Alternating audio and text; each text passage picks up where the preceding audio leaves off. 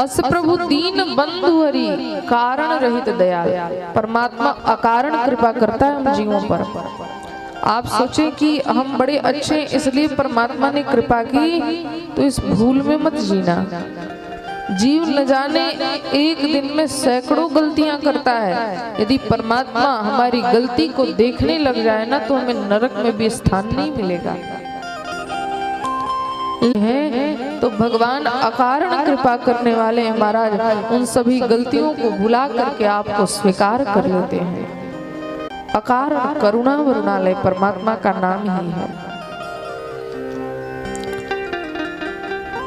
परमात्मा का पूरा श्री विग्रह ही करुणा के जल से सराबोर है महाराज। जैसे हमारा शरीर पांच भौतिक है, पंच तत्वों से मिलकर के हमारा शरीर बना है, लेकिन परमात्मा का शरीर इन पांच भौतिक तत्वों से मिलकर नहीं बना।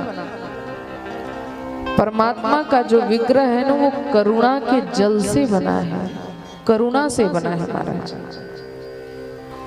प्रभु इतने करुणा करने वाले हैं।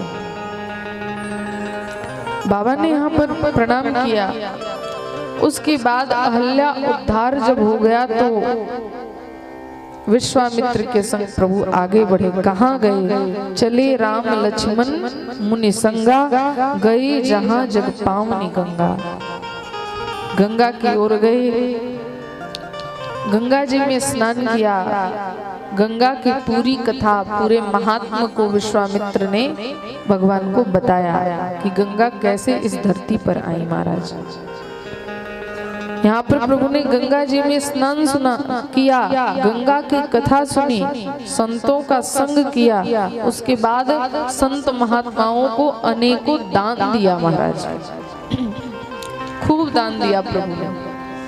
किसी ने पूछा भगवान तो अकेले ही गए थे, कुछ बोरिया बिस्तर तो लेकर के गए नहीं थे, तो फिर दान क्या किया भगवान ने? तो देखो, दान करने का संकल्प लिया प्रभु ने। और मानो कहा इधर से घूम आप सब अयोध्या जी में आ जाना, वहां पर आपको खूब सारा दान मिलेगा। ब्राह्मणों को दान देने का संकल्प किया। इस तात्पर्य को आप समझेंगे। यदि हम तीर्थ में स्नान करने जाते हैं या दर्शन करने जाते हैं, तो ऐसा नहीं कि हम बस दर्शन करके आ गए और सब फल हमें मिल गया। तीर्थ जाने का भी नियम है। तीर्थ में जाएं तो जाने के बाद सर्वप्रथम तो वहां यदि घर पर आए तो कथा सुननी चाहिए। ये भगवान हमें सिखा रहे हैं।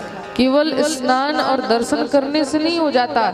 जब घर पर आए तो किसी ब्राह्मण को बुला करके कथा सुने और खूब संत और ब्राह्मणों को दान दे महाराज।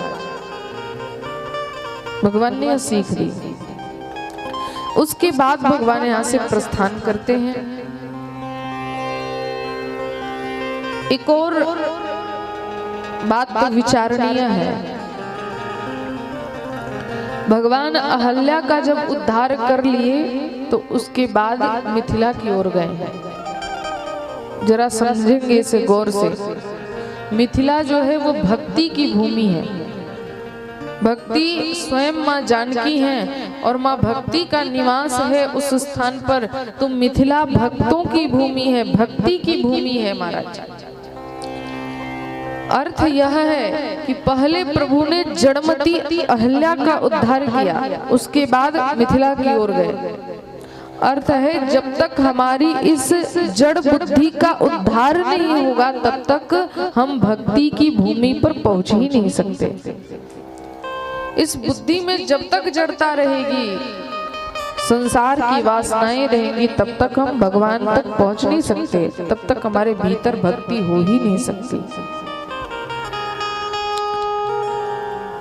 अच्छा, कई लोग हैं, आप कैसे जाने कि आपके अंदर भक्ति है? बहुत सीधी सी बात बताऊंगी, अपने हृदय की ही परीक्षा ले लेना, उसके बाद समझ जाना कि हम भक्त हैं। जो बहुत यात्रा करता है, क्या वो भक्त है? सुबह सुबह उठ करके भगवान के मंदिर में जाकर के जल चढ़ाता है, क्या वो भक्त है? भक्त कौन है? भक्ति किसे कहते हैं? मैंने कई लोगों को देखा है, तीर्थ में चले तो जाते हैं महाराज, लेकिन हृदय में इतनी कठोरता होती है, यदि कोई बगल से सट के निकल भी जाए ना तो उसको 100 गाली सुना देते हैं। ये भक्ति के लक्षण नहीं है। खूब जाओ, तीर्थ जाना बेकार है आपका। यदि हृदय में कठोरता है, किसी के प्रति दया की भावना नहीं, तो वो भक्ति नहीं है। भक्ति के इस सूत्र को समझो, भक्ति क्या है।